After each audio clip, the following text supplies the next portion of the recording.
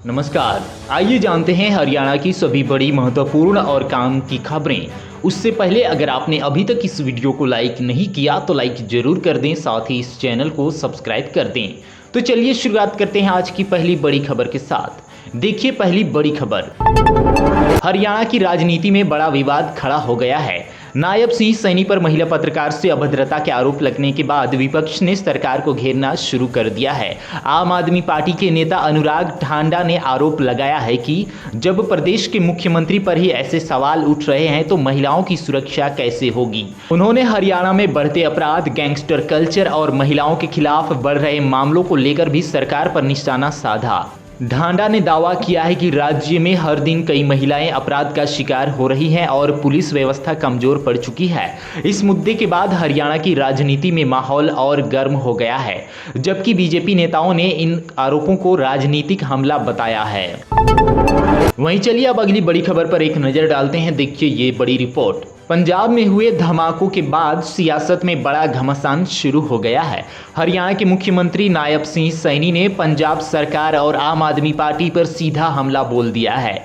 सैनी ने कहा कि पंजाब में होने वाली हर बड़ी घटना के लिए आम आदमी पार्टी जिम्मेदार है। उन्होंने पंजाब सीएम भगवंत मान के उस बयान का भी आलोचना की जिसमें मान ने धमाकों के पीछे बीजेपी का हाथ होने का आरोप लगाया था। सैनी ने कहा कि ऐसे संवेदनशील मामलों पर राजनीति करना गलत है और इससे लोगों में डर बढ़ रहा है। उन्होंने पंजाब में बिगड़ती कानून व्यवस्था पर भी सवाल उठाए। दूसरी तरफ आम आदमी पार्टी नेताओं ने बीजेपी पर पलटवार करते हुए आरोपों को राजनीति से प्रेरित बताया। धमाकों के बाद पंजाब की राजनीति और ज्यादा गर्म हो गई है। वहीं चलिए अब अगली बड़ी खबर पर एक नजर डालते हैं। देखिए ये रिपोर्ट, लोकसभा में नेता विपक्ष राहुल गांधी ने बीजेपी पर बड़ा हमला बोलते हुए वोट चोरी का गंभीर आरोप लगाया है। राहुल गांधी ने कहा कि बीजेपी के हर छठे सांसद ने वोट चोरी की जीत हासिल की है। उन्होंने हरियाणा सरकार को घुसपैठ सरकार तक बता दिया। सोशल मीडिया पर किए गए अपने बयान पर राहुल गांधी ने दावा किया है कि चुनाव में गड़बड़ी पर लोकतंत्र को कमजोर किया जा रहा है। उन्होंने कहा कि जनता के वोट के साथ खिलवाड़ हो रहा है और विपक्ष लगातार इस मुद्दे को उठा रहा है। राहुल गांधी के इस बयान के बाद सियासी माहौल और गर्म हो गया है। बीजेपी नेताओं ने भी उनके आरोपों पर पलटवार किया और बयान को बेबुनियाद बताया। अब चलिए अगली बड़ी खबर देखते हैं। हरियाणा कर्मचारी चयन आयोग ने पुलिस कांस्टेबल भर्ती के लिए अंतिम प्रवेश प्रोविजनल एडमिशन के संबंध में एक महत्वपूर्ण नोटिस जारी किया है। इस नोटिस के अनुसार आयोग ने उन उम्मीदवारों को प्रोविजनल तौर पर परीक्षा प्रक्रिया में शामिल होने की अनुमति दी है जिन्होंने सीईटी क्वालिफाई किया है और निर्धारित मानकों को पूरा करते हैं। आयोग ने स्पष्ट किया है कि यह प्रवेश पूरी तरह से अस्थायी है और उम्मीदवारों की पात्रता दस्तावेजों के अंतिम सत्यापन पर निर्भर करेगी। यदि किसी भी चरण में कोई जानकारी गलत पाई जाती है तो उम्मीदवार की उम्मीदवारी रद्द कर दी जाएगी। अभ्यर्थियों को सलाह दी गई है कि वे शारीरिक माप परीक्षण और अन्य आगामी प्रक्रियाओं के लिए आयोग की आधिकारिक वेबसाइट पर जारी शेड्यूल का पालन करें। वहीं अब चलिए आगे देखते हैं अगली बड़ी खबर। हरियाणा के हजारों दिव्यांग सरकारी कर्मचारियों के लिए बड़ा झटका सामने आया है। पंजाब और हरियाणा हाई कोर्ट ने दिव्यांग कर्मचारियों की रिटायरमेंट उम्र 60 साल करने की मांग वाली याचिकाओं को खारिज कर दिया है। कोर्ट ने साफ कहा कि 60 साल तक नौकरी करना कोई कानूनी अधिकार नहीं है। पहले हरियाणा सरकार ने 70% या उससे अधिक दिव्यांगता वाले कर्मचारियों को 60 वर्ष तक सेवा में रहने की छूट दी थी, लेकिन बाद में सरकार ने यह सुविधा वापस ले ली। इस फैसले को कोर्ट में चुनौती दी गई थी। हाईकोर्ट ने सरकार के फैसले को सही ठहराते हुए कहा कि रिटायरमेंट उम्र बढ़ाना रीजनेबल अकोमोडेशन के दायरे में नहीं आता है। अब राज्य में कई दिव्यांग कर्मचारियों में चिंता और निराशा का माहौल है। वहीं चलिए अब अगली बड़ी खबर पर एक नजर डालते हैं। देखिए ये रिपोर्ट, भारतीय पहलवान विनेश फोगाट को नेशनल एंटी डोपिंग एजेंसी ने वेयर अबाउट क्लोज के उल्लंघन के लिए नोटिस जारी किया है। रिपोर्ट के अनुसार डोपिंग नियंत्रण अधिकारियों ने परीक्षण के लिए उनके स्थान पर पहुंचने की कोशिश की थी, लेकिन वे वहां उपलब्ध नहीं थी। यह इस साल की उनकी ऐसी पहली विफलता मानी जा रही है। यदि कोई एथलीट 12 महीने की अवधि के भीतर 3 बार अपना स्थान बताने में विफल रहता है तो उस पर डोपिंग रोधी नियमों के तहत 2 साल तक का प्रतिबंध लगाया जा सकता है। विनेश को अब इस नोटिस का जवाब देने और स्पष्टीकरण देने की आवश्यकता है। यह घटनाक्रम उनके करियर के लिए एक बड़ी चुनौती बन सकता है, क्योंकि वह हाल के समय में कई अन्य विवादों और चुनौतियों का सामना कर रही है। फिलहाल खेल जगत की नजरें उनके जवाब और नाडा की अगली कार्रवाई पर टिकी हैं। इसी के साथ चलिए अब अगली बड़ी खबर पर एक नजर डालते हैं। देखिए ये रिपोर्ट। हरियाणा की राजनीति में फिर बड़ा हमला देखने को मिला है। भूपेंद्र सिंह हुड्डा ने बीजेपी सरकार पर निशाना साधते हुए कहा कि राज्य की हालत खराब हो चुकी है। रोहतक में मीडिया से बातचीत के दौरान हुड्डा ने आरोप लगाया कि हरियाणा में कानून व्यवस्था पूरी तरह बिगड़ गई है और लोग खुद को सुरक्षित महसूस नहीं कर रहे हैं। उन्होंने कहा कि अपराध, गैंगवार और डर का माहौल लगातार बढ़ रहा है। हुड्डा ने दावा किया कि उद्योग राज्य छोड़ रहे हैं और निवेश भी कम हो रहा है। उन्होंने किसानों की समस्याओं को और बढ़ती बेरोजगारी को लेकर भी सरकार को घेरा। हुड्डा ने कहा कि बीजेपी सरकार हर मोर्चे पर फेल साबित हुई है और जनता परेशान है। इसके अलावा चलिए अब अगली बड़ी खबर पर नजर डालते हैं। पंचकुला चुनाव से पहले वोटर लिस्ट को लेकर बड़ा विवाद खड़ा हो गया है। कांग्रेस ने आरोप लगाया है कि वोटर लिस्ट में हजारों डुप्लीकेट एंट्री मिली है और इसे वोट चोरी बताया जा रहा है। पार्टी नेताओं का दावा है कि 8,543 मतदाताओं के नाम 2 बार दर्ज हैं, जिससे कुल 17,086 डुप्लीकेट एंट्री सामने आई है। कांग्रेस ने चुनाव आयोग से FIR दर्ज करने और मामले की जांच कराने की मांग की है। नेताओं ने आरोप लगाया कि यह सिर्फ गलती नहीं बल्कि सुनियोजित गड़बड़ी हो सकती है। इस मुद्दे को लेकर पार्टी नेताओं ने चुनाव आयोग कार्यालय पहुंचकर शिकायत भी की। अब चुनाव से पहले इस मामले ने राजनीतिक माहौल को और गर्मा दिया है। इसके अलावा चलिए आगे बढ़ते हैं, अगली बड़ी खबर देखते हैं। सिरसा के डिंग थाना क्षेत्र में नौकरी दिलाने के बहाने पंजाब की एक युवती के साथ होटल में दुष्कर्म करने का सनसनीखेज मामला सामने आया है। पीड़िता का आरोप है कि उसकी चचेरी बहन और उसके प्रेमी ने मिलकर उसे सिरसा बुलाया और फिर धोखे से एक होटल में ले जाकर उसके साथ शारीरिक संबंध बनाए। पुलिस ने पीड़िता की शिकायत पर तत्परता दिखाते हुए मुख्य आरोपी महिला और उसके प्रेमी को गिरफ्तार कर लिया है। जांच में पता चला है कि आरोपियों ने युवती को बेहतर करियर का झांसा देकर फंसाया था।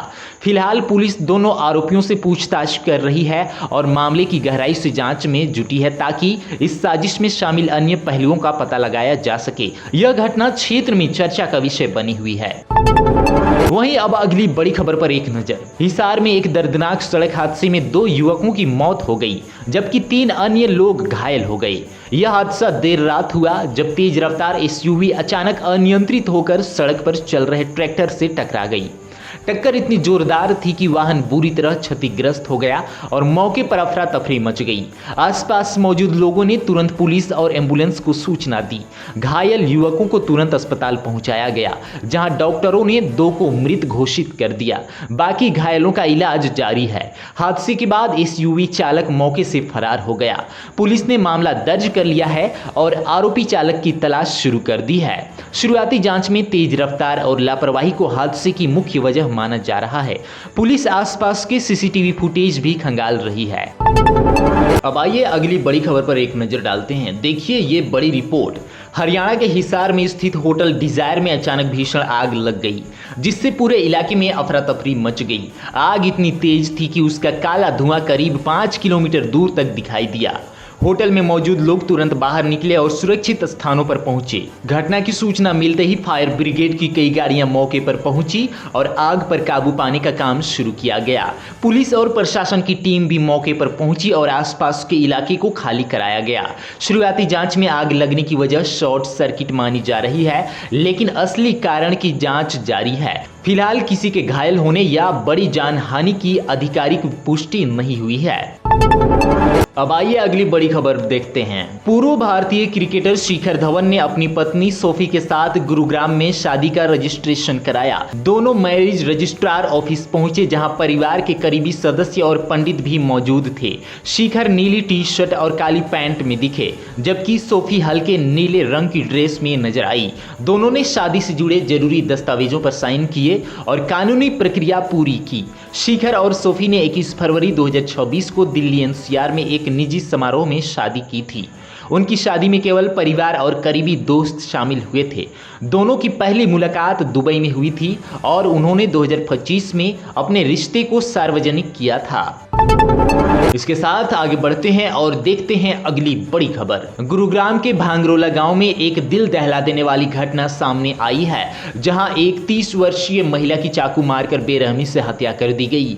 महिला का शव उसके घर से महज 100 मीटर की दूरी पर बरामद हुआ, जिस पर चोट के कई निशान पाए गए हैं। इस मामले में पुलिस का मुख्य संदेह महिला के पति पर है, जो वारदात के बाद से ही फरार बताया जा रहा है। शुरुआती जांच में घरेलू विवाद की बात सामने आ रही है, जिसके चलते इस जघन्य अपराध को अंजाम दिया गया। पुलिस ने मृतका के शव को कब्जे में लेकर पोस्टमार्टम के लिए भेज दिया और घटनास्थल के आसपास के साक्ष्य जुटाए जा रहे हैं। फरार आरोपी की तलाश में पुलिस की कई टीमें अलग अलग ठिकानों पर छापेमारी कर रही है। स्थानीय निवासियों में इस घटना के बाद से गहरा रोष और भय का माहौल है। पुलिस अधिकारियों का कहना है कि आरोपी को जल्द ही गिरफ्तार कर लिया जाएगा और हत्या के वास्तविक कारणों का खुलासा पूछताछ के बाद ही हो पाएगा। आगे बढ़ने से पहले आप इस वीडियो को किस जिले से देख रहे हैं, हमें कमेंट करके जरूर बताएं। और अगर आपने अभी तक इस वीडियो को लाइक नहीं किया तो लाइक जरूर कर दें, साथ ही इस चैनल को सब्सक्राइब कर दें। देखिए अगली बड़ी खबर। हिसार के उकलाना में हुई गोलीबारी की घटना के बाद पुलिस ने मामले की गहन जांच के लिए एसआईटी का गठन कर दिया है। इस मामले में पुलिस ने मुख्य आरोपी प्रदीप सोनी को गिरफ्तार कर लिया है। प्रदीप सोनी पर आरोप है कि उसने उकलाना मंडी में एक कन्फेक्शनरी की दुकान के पास आपसी विवाद के बाद फायरिंग की, जिसमें आदमपुर के गांव भाड़ा निवासी शुभम की मौत हो गई और 5 अन्य युवक घायल हो गए।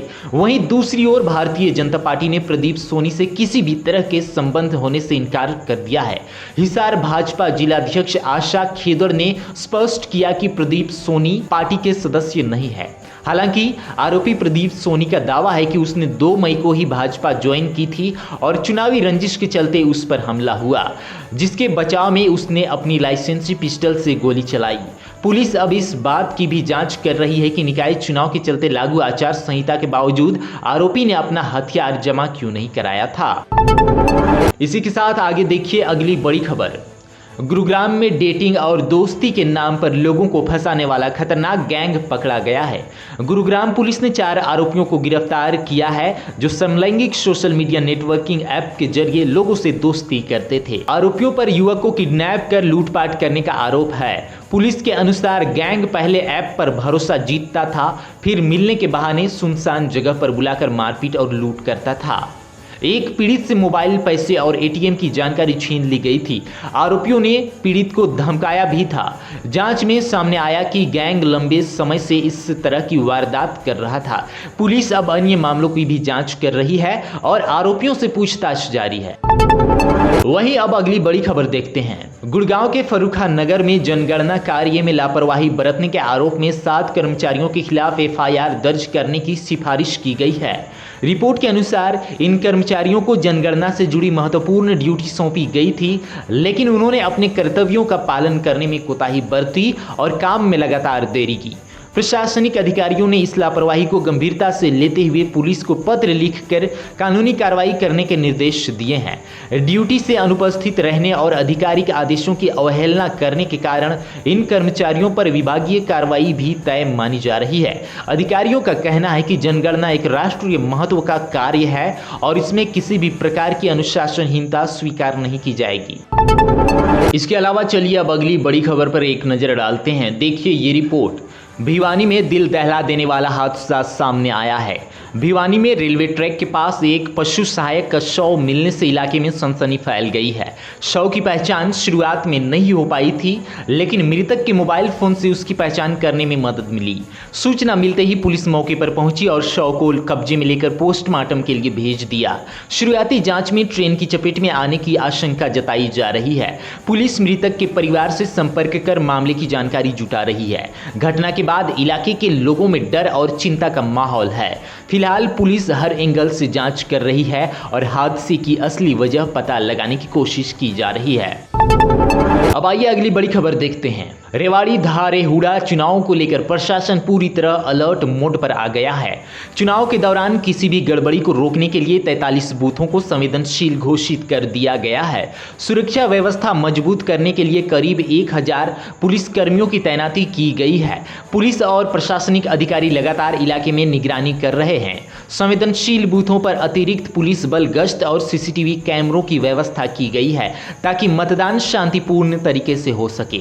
अधिकारियों ने कहा कि कानून व्यवस्था बिगाड़ने वालों पर सख्त कार्रवाई की जाएगी। चुनाव आयोग की टीम भी पूरी स्थिति पर नजर बनाए हुए है। प्रशासन ने लोगों से बिना डर और दबाव के मतदान करने की अपील की है।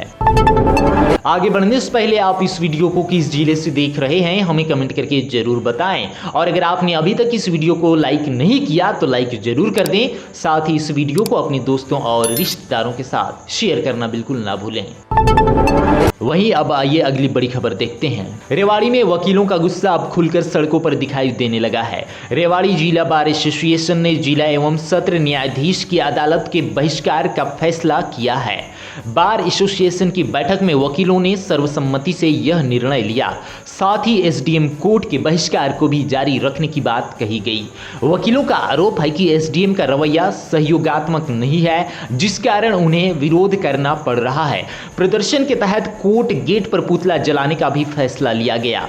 बार प्रधान विश्वामित्र यादव ने बताया कि मुख्यमंत्री के नाम ज्ञापन भेजकर एसडीएम के ट्रांसफर की मांग की गई है। इस फैसले के बाद न्यायिक कार्य प्रभावित होने की संभावना बढ़ गई है। इसी के साथ अब आइए अगली बड़ी खबर की ओर चलते हैं। भिवानी की एक गौशाला में लगी आग ने बड़ा नुकसान कर दिया। भिवानी के गांव चांग स्थित राधा रानी गौशाला में अचानक आग लगने से भारी मात्रा में पशुओं का चारा जलकर राख हो गया। आग इतनी तेज थी कि कुछ ही देर में तूड़ी और सूखा चारा पूरी तरह जल गया। घटना के बाद गौशाला में अफरा तफरी मच गई और गायों को सुरक्षित बाहर निकाला गया। सूचना मिलते ही फायर ब्रिगेड की गाड़ियां मौके पर पहुंची और करीब 2 घंटे की मशक्कत के बाद आग पर काबू पाया गया। राहत की बात यह रही कि किसी गाय की जान नहीं गई। आग से गौशाला को बड़ा आर्थिक नुकसान हुआ है और अब सैकड़ों गायों के सामने चारों का संकट खड़ा हो गया है। अब चलिए अगली बड़ी खबर की ओर बढ़ते हैं, देखते हैं ये बड़ी रिपोर्ट। करनाल में सरकारी जमीन पर कब्जा करने वालों पर बड़ा एक्शन हुआ। HSIIDC ने 12 एकड़ जमीन से अवैध कब्जा हटाने के लिए बड़ा अभियान चलाया। कार्रवाई के दौरान भारी पुलिस बल तैनात किया गया ताकि किसी भी तरह का विरोध या तनाव ना हो। प्रशासन की टीम बुलडोजर लेकर मौके पर पहुंची और अवैध निर्माणों को तोड़ना शुरू किया। अधिकारियों के अनुसार यह जमीन सरकारी रिकॉर्ड में HSIIDC की थी, जिस पर लंबे समय से कब्जा किया गया था। कार्रवाई के दौरान इलाके में सुरक्षा व्यवस्था कड़ी रखी गई और पुलिस लगातार निगरानी करती रही। प्रशासन ने साफ कहा कि सरकारी जमीन पर कब्जा करने वालों के खिलाफ आगे भी सख्त कार्रवाई की जाएगी।